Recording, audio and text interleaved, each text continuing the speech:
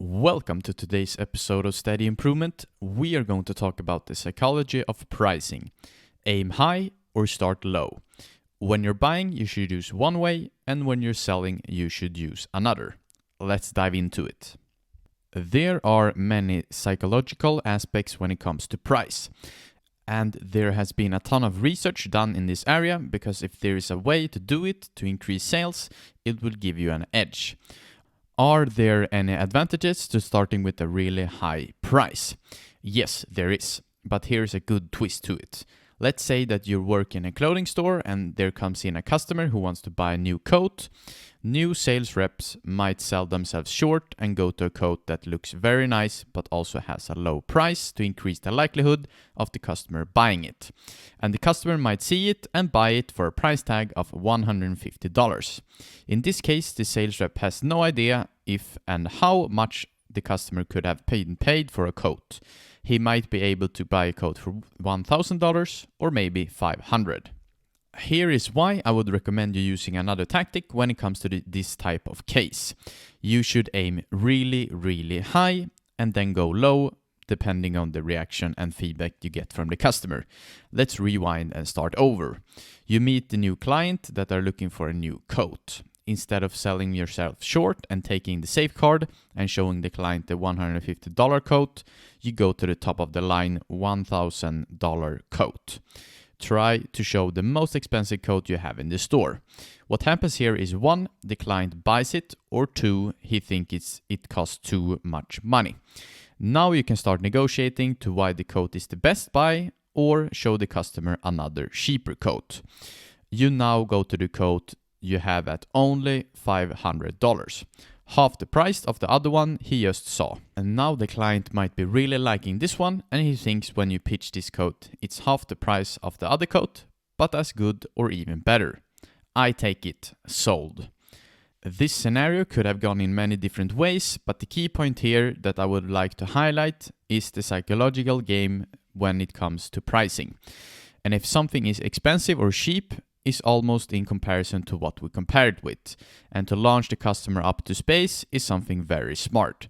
Because then you will see their hand and then you can move on to the coat that you wanted the customer to buy in the first place, for instance. This is how you should be going on when you're the person who is selling someone else something. But how should you do if you're the person who are buying? Then you do the opposite. Start low.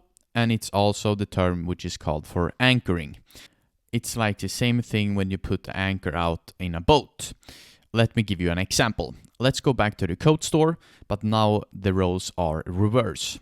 You are a savvy customer. You have been going online and have found a really nice coat for $1,500. You make up the game plan and strategy before you go into the store. Your plan is set and the maximum you're willing to pay for the coat is $1,000.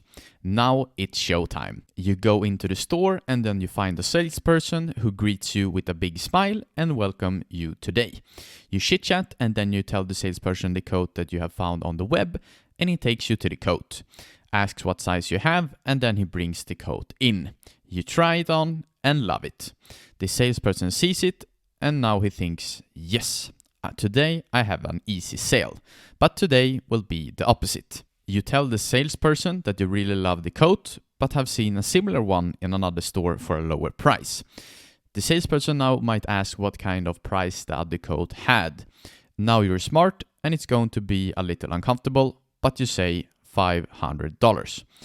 And now you're also bold and say that you like this one more, and if you can get this coat for $500, you're going to buy it instead of the other coat in the other store. The salesperson might almost get a stroke. $1,000 in discount, not possible at all. The salesperson really wants this sale, and you ask him if there's any possibility that he can do anything to the price, and that you can't go much higher than $500. He then might go on and talk to his manager, and then come back with an absolute lowest price possible. He comes back and says that you can get the coat today for $850, but that's final and discount are only valid today. We do a special exception for you only and you can't tell anyone. You buy the coat and are really happy because you got it $150 less than your maximum price you wanted to pay.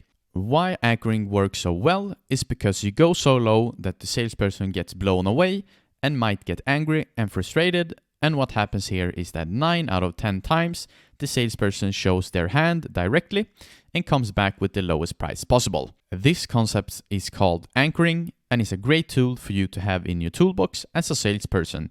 Use it with care because it's extremely powerful. Thank you for listening to today's episode of Steady Improvement, and I hope that I've helped you in your journey of leveling up your sales skills. Until next time, peace.